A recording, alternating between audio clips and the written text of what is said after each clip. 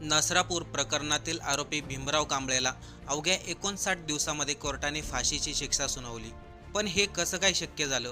कोर्टामध्ये असे कोणते पुरावे सादर करण्यात आले, असे कोणते युक्तिवाद झाले ज्यामुळे भीमराव कांबळेला फक्त 59 दिवसामध्येच फाशीची शिक्षा सुनावण्यात आली?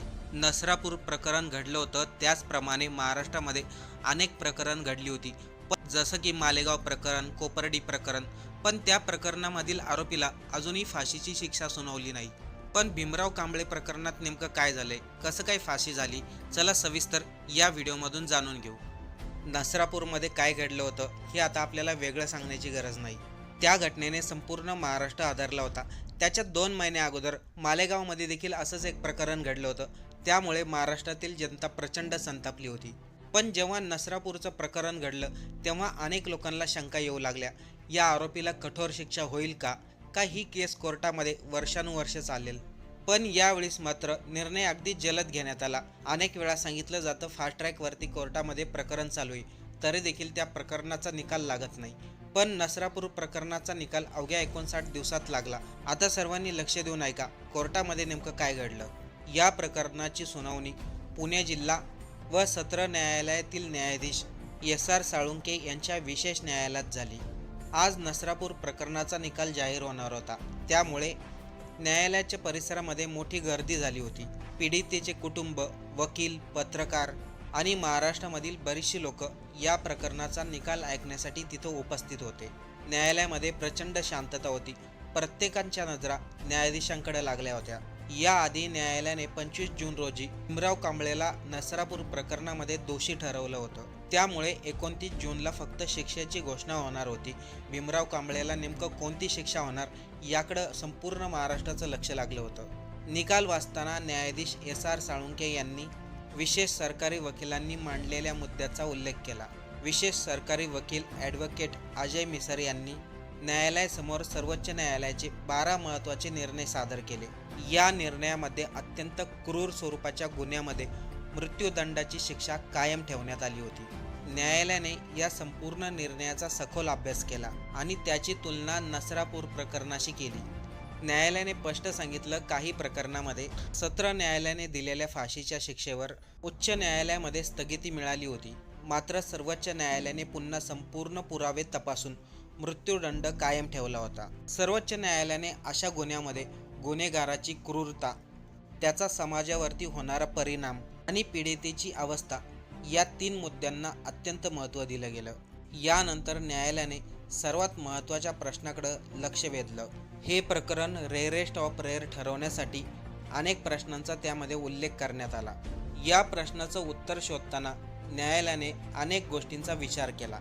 जेव्हा नसरापूरमधील प्रकरण घडलं तेव्हा पीडिता स्वतःचा बचाव करण्याच्या परिस्थितीमध्ये होती का? आरोपींनी तिच्या असह्य अवस्थेचा गैरफायदा घेतला का? गुन्हा किती क्रूर होता? त्या गुन्ह्याचा समाजावरती किती परिणाम झाला? आणि आरोपीमध्ये सुधारण्याची कोणती शक्यता आहे का? या सर्व प्रश्नाची उत्तरं पुराव्यामधूनच मिळाली. न्यायालयाने निरीक्षण नोंदवलं, ज्यावेळेस नसरापूर प्रकरण घडलं होतं त्यावेळेस पीडिता पूर्णपणे असहाय्य होती. आरोपीने केलेले कृत्य फक्त अमानुष नव्हते, तर मानवी संवेदनांना काळिमा फासणारं होतं. अशा प्रकारच्या घटना समाजामध्ये असुरक्षिततेची भावना निर्माण करतात. न्यायालयाने भीमराव कांबळेला फाशीची शिक्षा सुनावली. हे फक्त त्यांनी केलेल्या गुन्ह्यामुळेच नाही, तर त्याचा अगोदरचा राहिलेला इतिहास. भीमराव कांबळेला फाशीची शिक्षा सुनावण्या अगोदर न्यायालयाने त्याच्या इतिहासाचा उल्लेख केला. भीमराव कांबळे याच्या विरोधात अगोदर देखील गंभीर स्वरूपाचे गुन्हे दाखल झाले होते. त्यामुळे भीमराव कांबळेने जे काही केलं ती अचानक घडलेली घटना नाही, त्याची गुन्हेगारीची मानसिकता होती. त्यामुळेच त्यांनी हे सर्व केलं. न्यायालयाने भीमराव कांबळेच्या वर्तनाकडेही विशेष लक्ष दिलं. या संपूर्ण खटल्यादरम्यान भीमराव कांबळेला कोणताही पश्चाताप झाला नाही हे दिसून आलं. स्वतःने केलेल्या कृत्यावरती खेद व्यक्त करण्याऐवजी भीमराव कांबळे आनंदी होता. त्याला कोणत्याही गोष्टीचा पश्चाताप झालेला नाही.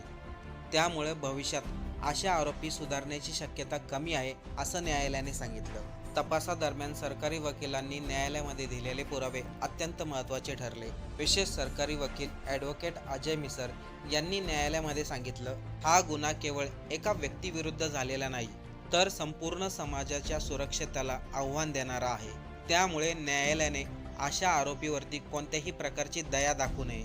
सरकारी वकिलांनी न्यायालयासमोर हे सांगितलं, भीमराव कांबळेने पीडितेला 18 जखमा दिल्या होत्या आणि त्यात जखमा काही साध्या नव्हत्या. डॉक्टरचा फॉरेन्सिक रिपोर्ट देखील कोर्टामध्ये सादर करण्यात आला. तो रिपोर्ट पाहून न्यायाधीशांना देखील धक्का बसला. सरकारी वकिलांनी न्यायालयामध्ये हे सिद्ध केलं, आरोपी असलेल्या भीमराव कांबळेने तब्बल 39 मिनिटं हा सर्व प्रकार केला होता. त्या 39 मिनिटांमध्ये आरोपीला तिथेच थांबण्याची, मागे हटण्याची किंवा पीडितेची जीव वाचवण्याची संधी होती. मात्र आरोपीने कोणताही पर्याय निवडला नाही.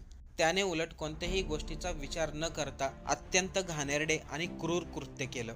एवढंच नाही तर सरकारी वकिलांनी भीमराव कांबळेचा इतिहास देखील सांगितला. आरोपी असलेल्या भीमराव कांबळेने स्वतःच्या मुलीबरोबर चुकीचं वर्तन केलं होतं. तसेच एका वृद्ध महिलेविरुद्ध देखील त्यांनी असंच काही कृत्य केलं होतं. या प्रकरणामध्ये 55 साक्षीदारांची साक्ष नोंदवण्यात आली.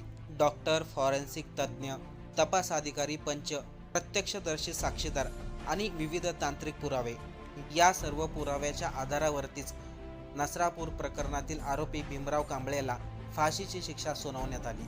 या निकालामुळे पीडित कुटुंबियांना न्याय मिळाल्याची भावना निर्माण झाली असली, परंतु त्यांनी घरामध्ये गमावलेली व्यक्ती पुन्हा मिळणार नाही. ती वेदना कुटुंबाच्या मनामध्ये कायम राहणार. भीमराव कांबळेला 59 दिवसामध्ये फाशीची शिक्षा सुनावण्यात आली. त्यानंतर अनेक लोकांनी न्यायालयाचं कौतुक केलं, सरकारी वकिलांचं कौतुक केलं. तसेच अनेक लोकांनी प्रश्न देखील विचारले. ज्याप्रमाणे भीमराव कांबळेला 59 दिवसामध्ये फाशीची शिक्षा सुनावली, त्याचप्रमाणे इतर प्रकरणामध्ये का होत नाही?